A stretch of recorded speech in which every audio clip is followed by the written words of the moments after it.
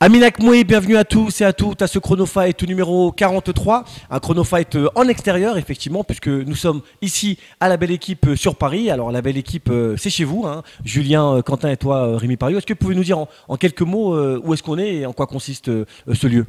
Eh bien, on est en plein cœur de Paris, frontière 9e, 10e arrondissement, rue d'Abbeville. Et c'est un projet qu'on a depuis quelques années maintenant, et avec tous les tenants, les aboutissants. Donc ça a pris un petit peu de temps, mais aujourd'hui on est ouvert et c'est une salle qui ne concerne que du Muay Thai et du coaching. Et on est ouvert du lundi au samedi, quasiment 7 jours sur 7, de 8h à 22h, pour faire que du Muay. Donc c'est une salle de sport et puis vous en êtes avec d'autres personnes, mais en l'occurrence vous en êtes les coachs, vous êtes sur le terrain. Ben, on est là toute la journée, on se partage la semaine et les journées, mais on est là toute la journée, c'est nous qui nous en occupons. Ouais. D'autres intervenants aussi qui viennent sur d'autres disciplines complémentaires, mais l'activité principale reste le Muay Thai. Bon bah écoutez, merci de nous accueillir ici, donc à la Belle Équipe sur Paris. L'arbitre Benaccia est également avec nous, donc l'arbitre tu nous as manqué. Dans cette émission, vous aurez la réponse de l'arbitre concernant les attaques dont il a été l'objet, quelques petites attaques durant la dernière émission. Donc il y aura un face-à-face avec toi tout à l'heure et puis tu pourras dire ce que tu as à dire sur le cœur. Et puis la polémique pour nous en tout cas sera terminée puisqu'on ne va pas s'amuser à faire des réponses, des contre-réponses. Ce sera la réponse de l'arbitre et ensuite ça s'arrêtera là. Ta réponse n'est pas forcément la vérité, mais en tout cas ce sera ta vision des choses. Dans cette émission, le débat du jour, nous allons aujourd'hui nous demander est-ce que le Muay Thai ne perd pas toutes ses valeurs? Est-ce que le Muay Thai n'est pas finalement presque à sa fin? En effet, ces temps-ci, beaucoup de faits se sont enchaînés, beaucoup de faits qui salissent un petit peu notre sport, et puis on va essayer de revenir dessus pour savoir si finalement c'est pas le début de la fin. Allez, on va aller dans le vif du sujet. Chronofight numéro 43, c'est parti.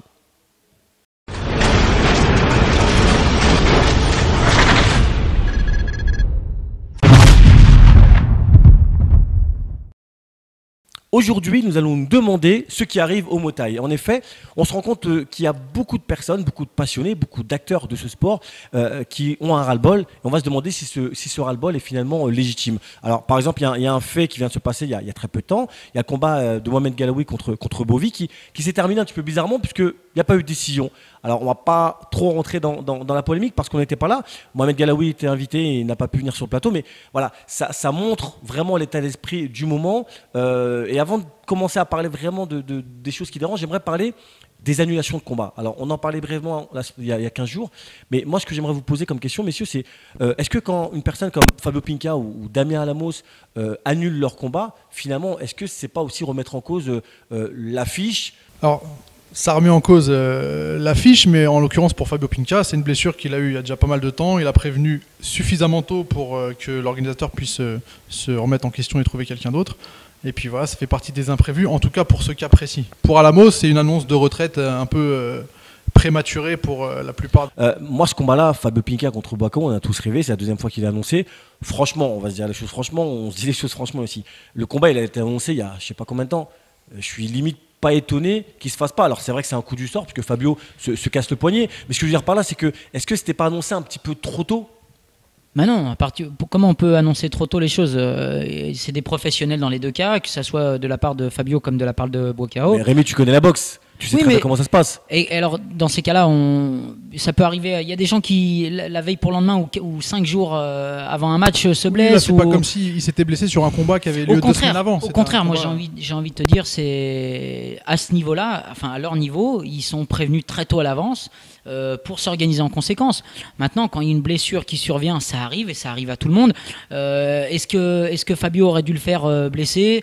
Est-ce qu'il a bien fait de le faire? Moi, je pense qu'il a bien fait de le faire. Un match comme ça, il sait qu'il n'y a peut-être pas 50 opportunités qui lui seront proposées. On lui donne, soit il le fait à 100%, soit il le fait pas. Et je pense que si on lui posait la question, il préfère le faire à fond. Sinon, il se mettrait. Alors moi, vous me connaissez, hein, je suis un peu l'avocat du diable. Ma question, en fait, il y a quelque chose qui est derrière. Ma question, c'est par rapport au public, tout simplement. Moi, je me mets à la place de quelqu'un qui a acheté sa place pour aller voir ce combat-là, parce que je pense que c'est le combat vraiment en vedette. Alors, sans manquer de respect à Jimmy Coulibaly qui remplace Fabio Pinca, c'est pas vraiment la même chose. Et je pense que les gens avaient vraiment envie de voir ce combat. L'arbitre, qu'est-ce que tu en penses du fait que ce combat est annoncé vachement à l'avance? Et encore une fois, on remet pas en cause la blessure de Fabio Pinca, mais on remet en cause la déception du public. Personnellement, je trouve que c'est pas un très bon exemple par rapport au sujet, parce que il est évident qu'il faut prévenir largement à l'avance quand c'est des vedettes de ce niveau. Oui, moi je pense que je suis du côté de l'arbitre de ce côté-là. Je pense que si on peut prévenir plus tôt, tant mieux. C'est comme ça qu'on crée Fabio un événement. Pinca sont surbookés, ils sont demandés. Un gala à Monaco, il faut le préparer bien à l'avance. Donc c'est des stars du Muay Thai. Fabio a toujours répondu présent, il a même remplacé souvent des boxeurs.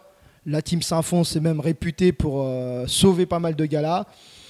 Il a été blessé malheureusement, donc il a prévenu bien à l'avance. Par rapport à Monaco, le plateau est tellement exceptionnel que c'est un combat parmi d'autres. Ouais, le plateau il est exceptionnel, d'accord. Mais quand tu retires Fabio Pinca, quand tu retires Damien Lamos, excuse-moi, mais ton plateau exceptionnel il devient de moins en moins exceptionnel. Donc voilà, moi c'est ça que je veux. Je suis l'avocat du diable dans cette émission. Ce que je veux vous dire, c'est une très belle fight card. Et je te rajoute aussi que le même jour, il y a le Best of Siam qui se passe. Alors ton gala exceptionnel, il y a un autre gala aussi exceptionnel qui se passe le même jour. Aussi. Bon, c'est un peu plus loin, mais. Donc voilà, est-ce que finalement toutes ces petites choses-là font pas que il y a un ras-le-bol global. Mon exemple, c'est par rapport à un ras-le-bol global. Le ras-le-bol, c'est. Regarde, est-ce que tu as déjà vu une fight card respectée même un mois avant un gala? Non, mais là c'était deux cas bien précis. Maintenant, en ce qui concerne les annulations de dernière minute sans excuse valable, il y en a effectivement beaucoup, mais c'est dû aussi au fait que très peu d'organisateurs font signer des contrats. Et moi, je pense qu'il devrait y avoir aussi des dépôts de caution, comme ça peut se faire pour le championnat, pour que les boxeurs s'engagent vraiment. Ils voient une opportunité plus intéressante ailleurs, ils y vont. C'est-à-dire qu'on C'est aussi pour ça que l'image du Mouet elle est en train de se ternir, parce qu'il y a très peu d'engagement et les boxeurs ne jouent pas toujours le jeu. On va reparler une dernière fois du plateau du Wicked One Tournament, qui était le plateau de rêve initial. Et les organisateurs se sont retrouvés avec finalement un plateau qui faisait rêver personne. Mais les boxeurs connaissaient les conditions financières, ils se sont engagés, et puis il y a toujours...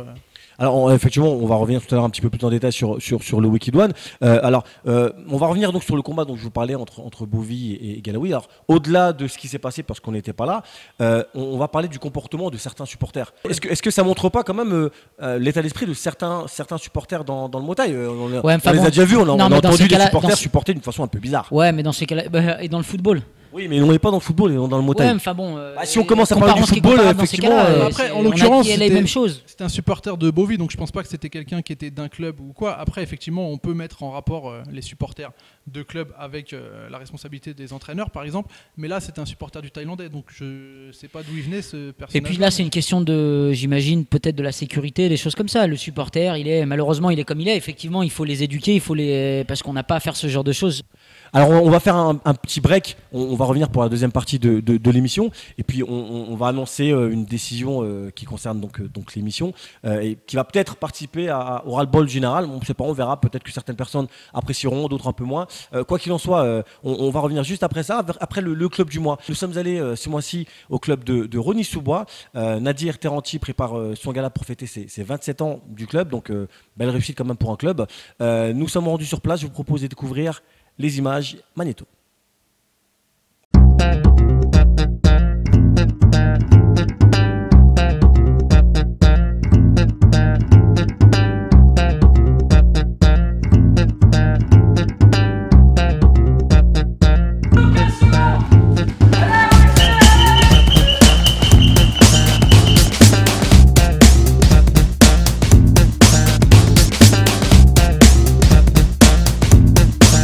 Ça va faire maintenant 27 ans que j'ai créé mon club sur Rosny.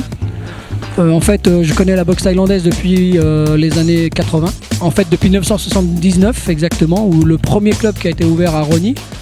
Après 30 ans, j'ai toujours l'envie d'enseigner et de pratiquer aussi, pour une raison bien simple, c'est que ce sport, il m'a tout donné et que je suis un vrai passionné. Je me sens bien à la salle, je me sens bien avec mes élèves. Transmettre, je crois que c'est surtout ça qui est le plus important pour moi.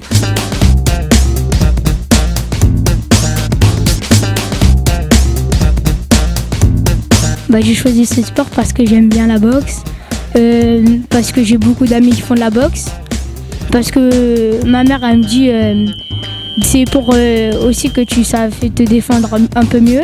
J'aimerais bien être une personne connue, comme des boxeurs comme Mohamed Ali, Mike Tyson, etc. Des personnes comme ça. C'est pour ça que j'aime la boxe et je voudrais continuer jusqu'à être champion.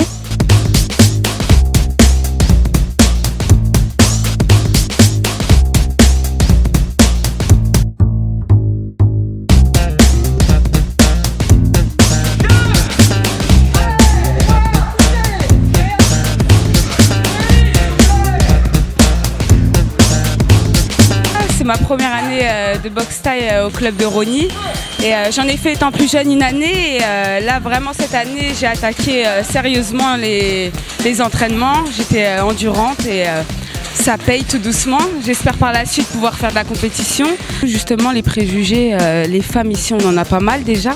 Et surtout, la boxe thaï, ça met confiance en soi, ça apporte pas mal de choses. Et surtout, voilà, c'est de la technique, donc tout le monde peut apprendre, c'est accessible à tous, n'importe quel âge, n'importe quel niveau. Et moi, je conseille à toutes les femmes de faire ce sport. Voilà, c'est un très bon sport.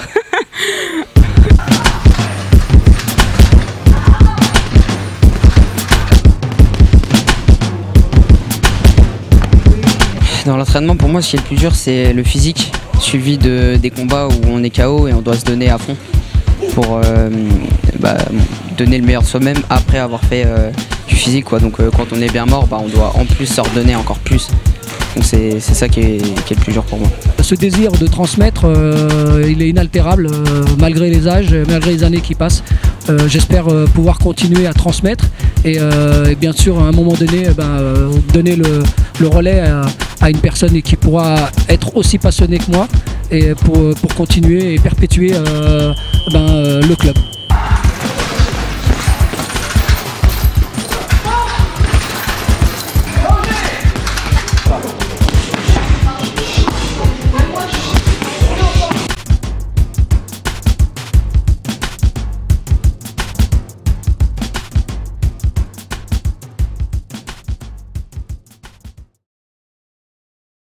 Nous voilà donc de retour sur le plateau de Chronofight, toujours en compagnie de toute l'équipe. Alors l'arbitre, tu voulais rajouter un mot par rapport à ce que disait Julien? Mais le problème, parce que moi j'y étais pas bien entendu dans cette compétition, c'est ce qui est de récurrent aujourd'hui, c'est qu'il y a pas mal de personnes qui vont coacher des boxeurs et qui ne sont même pas de la fédération, qui ne sont même pas licenciés. Et ça, normalement, ça devrait être interdit. Pas mal de boxeurs comme ça qui prennent une licence à la dernière minute, ce qui ne sera interdit l'année prochaine à la FMDA, bien sûr. Nous n'accepterons plus de boxeurs comme ça venant d'ailleurs.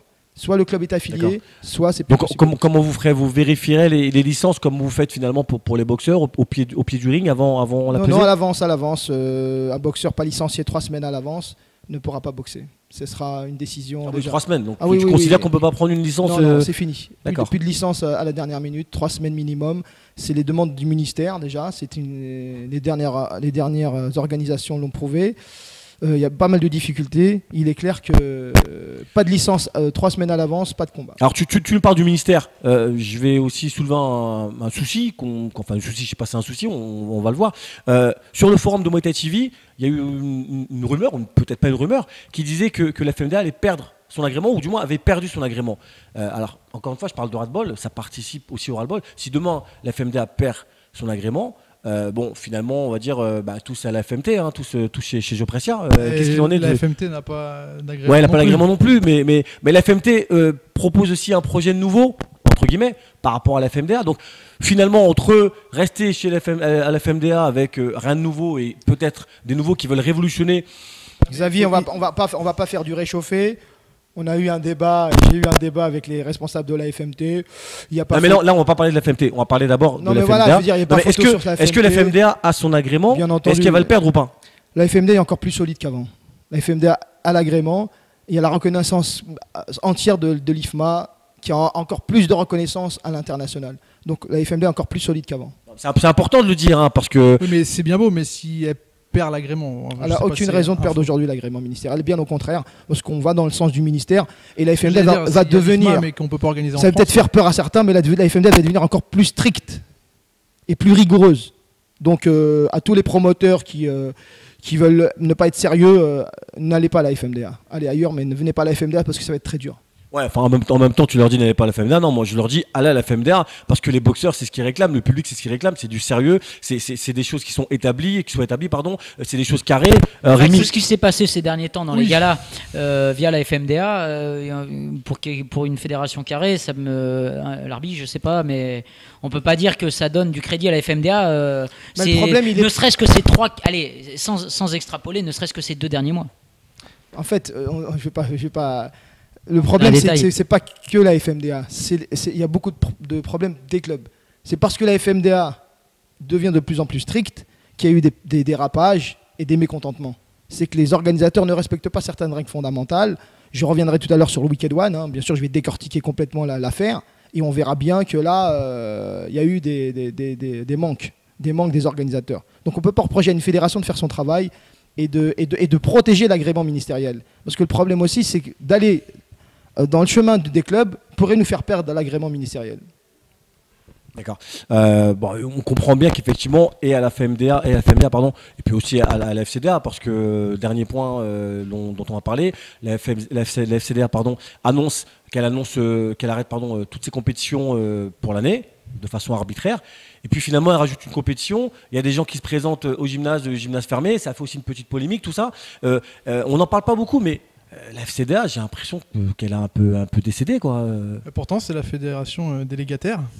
Donc c'est bien dommage, mais effectivement, cette année, ça prouve le Muay Thai où il en est. Ça prouve le Muay Thai où il en est. La fédération qui est la plus forte, qui est censée représenter le plus, avoir le plus de compétiteurs, le plus de licenciés, les championnats, on ne les a pas vus. Alors peut-être qu'on est mal renseigné, mais ce que je veux dire par là, c'est qu'au bout d'un moment, aujourd'hui, vraiment, l'état du Muay Thai, il est détestable. Et c'est pour ça que, je le dis solennellement, nous avons décidé, en tout cas moi j'ai décidé, vous avez suivi parce que vous n'avez pas de choix, d'arrêter Chronofight. Voilà, je le dis, je l'annonce clairement. Ça fera plaisir à certaines personnes. Ça fera plaisir à certaines personnes. Tant mieux. De ce que j'ai pu lire. D'autres personnes ne seront pas contents. Dommage. Voilà, ce sera dans 15 jours, ce sera la dernière émission de Chronofight, mais la dernière, c'est pas la saison prochaine, on reviendra pas, et puis on vous expliquera pourquoi on reviendra pas, parce que on fera une dernière émission qui s'appellera Chronofight toute la vérité, et puis on dira ce qu'on a à dire.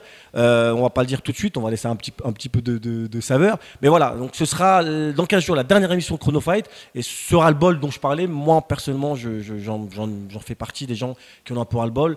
On a essayé de faire avancer les choses. Vraisemblablement, ça n'a pas trop bougé. On en dira plus encore une fois dans 15 jours, mais voilà. Donc j'annonce que Chronofight s'arrêtera à partir de la semaine prochaine. Les gens ne pensent pas qu'on nous paye, par contre, je préfère le dire tout de suite. On leur dira que vous n'êtes pas payé, que vous êtes exploité, il n'y a pas de souci. Il nous restera 2 émissions, la dernière en plateau, et puis un documentaire qui retracera donc les 5 années de Chronofight avec des intervenants. Messieurs, on va faire une petite pause, et avec vous en tout cas, parce que là on va aller dans le vif du sujet de ce qui s'est passé il y a 15 jours. Le Wicked One, les attaques entre guillemets de Nicolas Bachir et de Wendy Annone. L'arbitre, son droit de réponse, c'est maintenant dans Chronofight. Donc nous voilà pour le face-à-face avec l'arbitre Benachia, donc ce face-à-face que beaucoup de personnes attendaient pour avoir des explications. Alors l'arbitre, je vais commencer simplement par Nicolas Bachir, qui était donc notre invité lors de la dernière émission. Pourquoi Nicolas Bachir n'a pas boxé ? Nicolas Bachir a 38 ans. Il n'a pas eu la dérogation fédérale pour pouvoir boxer. Il a été prévenu à l'avance du refus de son combat.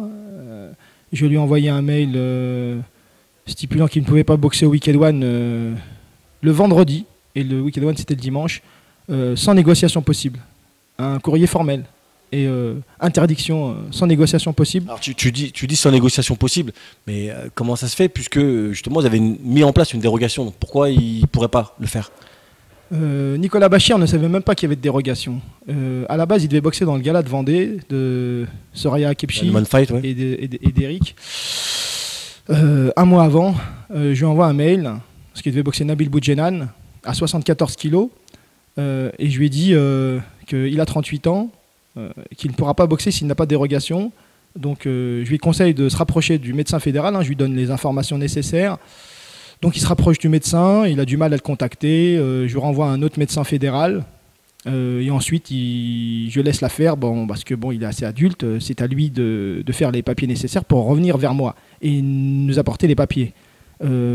Après, j'ai plus aucune nouvelle de lui. Oui, mais il faut dire qu'après, tu n'étais pas non plus joignable puisque tu étais en Malaisie. Non, même pas ça. Je suis parti en Malaisie, je suis parti en Malaisie une semaine avant le Wicked One. Mais un mois avant quand même que je le préviens. Parce que j'ai entendu aussi qu'il avait dit qu'il est 3 mois avant. Non, un mois avant, je lui dis une dérogation, sinon tu ne boxeras pas au gala de Vendée. Alors, à la base. Justement, pour faire une parenthèse sur le gala de Vendée, tu préviens Nicolas Bachir. Est-ce que finalement, tu n'aurais peut-être pas dû aussi prévenir les organisateurs que ce combat ne pouvait pas se faire parce que Nicolas Bachir ne pouvait pas? Parce que c'est ça aussi qui fait qu'on est un peu dans le flou, c'est qu'il était prévu pour boxer d'après les organisateurs. Et finalement, toi, tu nous dis que même au Hanuman Fight, il n'aura pas boxé finalement.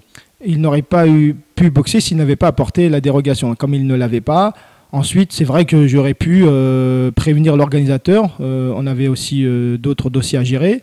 Et puis ensuite, le gala de Vendée a posé problème avec son annulation regrettable, je le souligne. Donc le combat de Nicolas Bachir n'était pas non plus le point important. C'était le gala à sauver. Donc quand Soraya me dit, juste à mon départ de mardi, le mardi, que le gala est annulé pour des raisons administratives, donc le cas Nicolas Bachir est effacé en même temps. Bon, on va fermer la parenthèse avec le Hanuman Fight, pardon. Mais qu'est-ce qui s'est passé? Parce que voilà, ce qu'il dit concrètement, c'est qu'une volonté de M. Jacques Mérès fait que celui-ci, pour des raisons que tout le monde ignore, a fait que le gala n'ait pas lieu. Il est réel que Jacques Mérès avait de la décision finale, c'est le président. Donc moi, je respecte sa décision. Je suis peut-être pas d'accord avec cette décision, mais c'est lui qui est le responsable. Donc il faut respecter. Il y a eu des problèmes administratifs au niveau de la préfecture et de la DDJS, on va dire, qui a stipulé un refus par rapport à une affiche pas conforme de combat pro sur l'affiche et aussi d'une ceinture. Et là, par contre, c'est un peu la faute de l'organisateur WBU qui n'est même pas reconnu par la FMDA. Ouais, enfin, je vais répondre pour James, qui est le représentant de la WBU, qui nous disait qu'il avait le droit, lui, de faire une ceinture WBU, un peu comme Moussa Konaté faisait les ceintures Konat Team, une ceinture un peu d'ordre privé. C'est pas un titre vraiment décerné. Oui, je peux reconnaître ça, mais entre ceinture privée de club ou de gala et non, la WBU est une fédération internationale. Donc c'est beaucoup plus important et là, la FMDA ne reconnaît pas cette fédération, donc il est interdit de faire ce genre de ceinture. Le problème, c'est que Soraya et Eric ont été mal conseillés, donc ils ont voulu retirer cette ceinture, ils l'ont retirée, mais dans l'urgence, ils ont essayé de faire le nécessaire pour un beau gala qu'ils allaient faire et le président a décidé de refuser avec quand même la pression, il faut le souligner, de la DDJS surtout. Bon.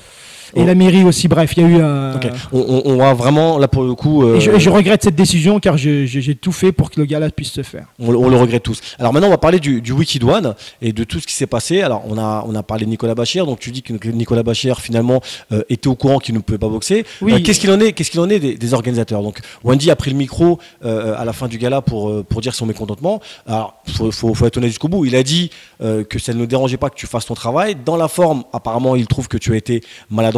Est-ce que c'est pas triste qu'on en arrive à tout ça? Qui a fauté finalement dans cette histoire?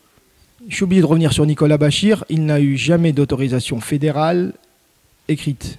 Il n'a pas apporté les documents. Il le dit, il n'y a pas de souci. Aujourd'hui, il n'a ni livré médical FMDA, ni fait les vrais tests demandés. Le docteur Mezouane n'en a jamais dit à Nicolas Bachir oui par téléphone.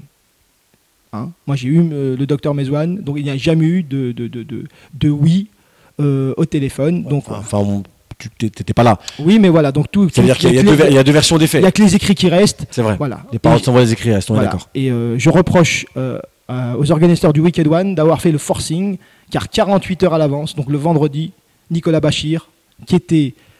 C'est important ce que je vais dire. Nicolas Bachir n'avait rien à faire au Wicked One par rapport à sa catégorie de poids déjà. Il devait boxer une semaine avant. Il était prévenu jeudi. Il revient de Thaïlande. Jeudi, il sait qu'il ne peut pas boxer en Vendée car c'est annulé. Il le sait. Il fait environ 75 kilos parce qu'il doit boxer à 74 kilos. 48 heures plus tard, il doit se peser dans un autre gala à 81 kilos. Déjà qu'il n'a pas les papiers médicaux. Ça fait plus de 10 ans qu'il n'a pas boxé.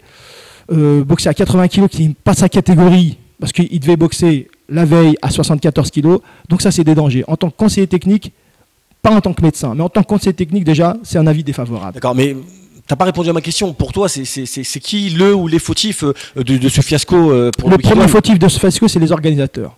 Wendy Anoné et Eric Faubert ont, à mon avis, ont eu la pression d'une organisation gâchée, d'une organisation manquée, d'un manque de professionnalisme. Gâché par qui? Gâché par les boxeurs? Non, par eux déjà, par eux. Parce que les boxeurs ont annulé il y a bien longtemps. Quand je dis ça, je décortique un peu le Wicked One numéro 5, qui a été totalement manqué. C'est la fight card. Jonathan Camara, Chersi Dibé, Kadabo Amama, Cédric Touche, Cyril Benzekwen, Abderrahmane Chafaï, Alouane. Bref. D'accord. Ce que tu nous dépeins là, c'est la faille carte d'origine. Oui, d'origine. Bah ouais, mais c'est pas de la faute des organisateurs. Si. À un moment donné, j'aurais dû annuler les moins de 80 kilos parce qu'aucun de ces boxeurs a dit oui. À part Kadabo Amama et j'avais oublié le dernier, Djibril Eo. Mais Djibril Eo, il a déclaré à quel moment forfait? Parce qu'il s'entraîne avec Wendy Annone. Donc on va dire les choses réellement. Il a pris un KO en Slovaquie 3 semaines avant de boxer au Wicked One. Ok, il a gagné le combat, mais il a pris quand même un coup après le gong par Moravcik. Il a été touché. Il doutait d'aller venir au Wicked One. Wendy Annone qui partage sa salle le savait. Il pouvait prévoir un remplaçant. Ils ont, entre guillemets, laissé faire croire qu'il allait boxer. Même lui, peut-être douté. Il a sûrement dit peut-être que j'allais boxer, mais peut-être pas. Et où est ce remplaçant? Ramener Nicolas Bachir en dernière seconde en bouche-trou, alors qu'il n'est pas du tout dans cette catégorie, et me dire qu'on a gâché un gars-là, alors qu'il vient de l'avoir. Il était à l'agonie. Parce qu'il n'a pas que Nicolas Bachir qu'il a essayé de récupérer. Mais tu peux comprendre que l'organisateur, à ce moment-là, il est un petit peu au pied du mur et qui fait tant bien que mal. Ils l'ont cherché. Moi, quand je décortique, ils l'ont cherché. Parce qu'ils auraient dû annuler ce gars-là il y a bien longtemps. Parce que, par la même fight card, on arrête de mentir au public. On ne fait pas 30 € pour une fight card avec 3 mecs du K1, avec 2 has-been, il faut le dire, 2 has-been, hein, les deux qui sont tombés KO n'ont rien à faire dans un gala pareil. Et puis un Belge gentil, moyen, qui est en finale aujourd'hui. Et puis 2 pépés, 2 papis, Nicolas Bachir. Et puis un Samir Si, moi tu vas dur quand tu dis j'y vais dur. En tout cas, c'est tes propos, moi je les assume. 10 ans qu'il n'est pas là. Pour faire court, parce qu'on va non plus en parler pendant 107 ans, moi je voulais donner le droit de réponse.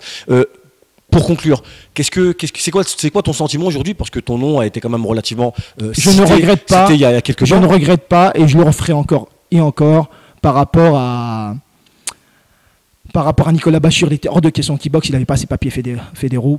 Il n'y a rien à redire. Parce que Wendy Annone nous dit qu'il faut respecter le métier, la fédération par rapport à l'administration. On l'a respecté.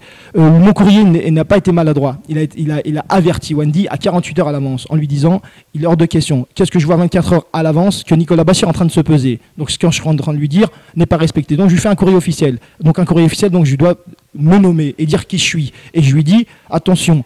Je me dégage de toute responsabilité. Je dégage ma responsabilité, mais la responsabilité du superviseur est en jeu. Si le superviseur ne respecte pas la décision fédérale, il est responsable. Si lui respecte la décision fédérale, c'est à l'organisateur d'être responsable. Donc à ce moment-là, je dis au juge arbitre de quitter la salle et d'appeler la police pour constater qu'ils partent. Donc voilà, en fait, ton mail, c'était un mail menaçant. Menaçant, oui, bien entendu. Wendy est un ami, il a dit ce que j'ai fait pour lui, je regrette pas, même par rapport au Wicked One à la base, où on a trouvé les idées par rapport au tournoi à 8 pour une finale plus tard, parce qu'à la base, c'était pas ça qu'il aurait voulu faire. Je l'ai toujours aidé, mais les amis, comme ceux qui peuvent ne pas m'apprécier, je suis toujours sur la même lignée, j'ai pas à faire de cadeaux. Je suis d'accord avec ce que tu dis, c'est d'ailleurs pour ça que moi j'ai laissé dire tout ce qui s'est dit sur toi, parce que j'essaie d'être objectif, on essaie d'être objectif, et c'est pas parce qu'on se connaît, qu'on travaille ensemble, que tu as toujours raison, et en tout cas ce droit de parole, je voulais que tu l'aies. Et j'ai pas terminé, il y a une contre-vérité de Wendy. T'as pas terminé, il va falloir terminer par contre. Oui, Chronofed 41, il fait un coup de gueule qui est complètement faux. Les coups d'hier, ok. J'ai toujours poussé pour avoir des 100 coups d'hier pour des combats internationaux de haut niveau.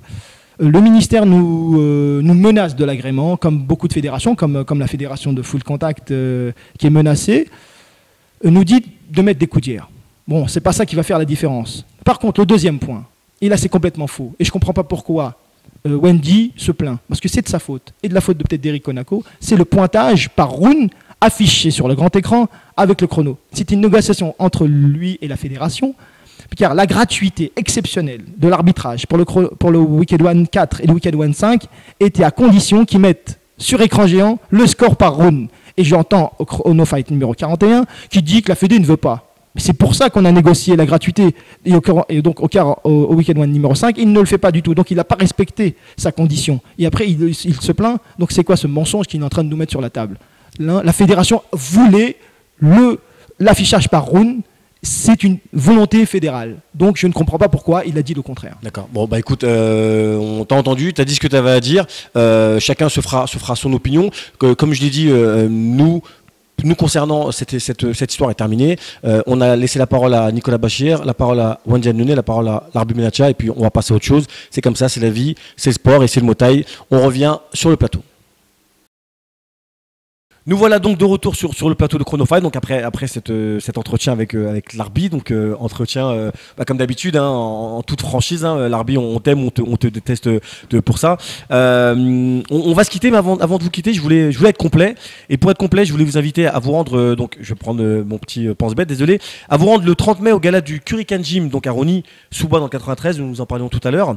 Puis le lendemain, vous aurez le 31, les finales FMDA classe A et B attrape, et vous aurez également le choix, puisque vous avez le Showtime de Totov, avec un choc des générations entre Vatsana Sedon et Walid Lacheb, et toujours le 31, Compiègne, un gala où vous aurez le Génération 5 qui propose pas moins de 20 combats, et pour finir, toujours le 31, donc comme quoi finalement le Muay Thai ça va bien, apparemment. Le Time Fight à Tours, avec un combat des générations montantes entre Kevin Fleury et Abdel Cheraji. Voilà. Donc ça veut dire finalement que le Muay Thai se porte relativement bien, hein. Pas mal de galas le 31. Je pense que les gens vont se régaler, vont avoir le choix. Bon, c'était pour finir sur une note quand même optimiste.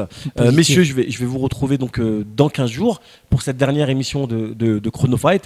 J'espère qu'avec nous, en tout cas, les invitations sont lancées. Il y aura tous les membres de l'équipe, Tarek Belmansour, Mona Cheba qui a fait la saison dernière avec nous, Miramela, et puis l'invitation est lancée également à notre ami Wendy Nouné qui a participé à l'émission. En tout cas, moi, mon souhait, c'est que tout le monde soit là pour qu'on finisse de la meilleure des manières.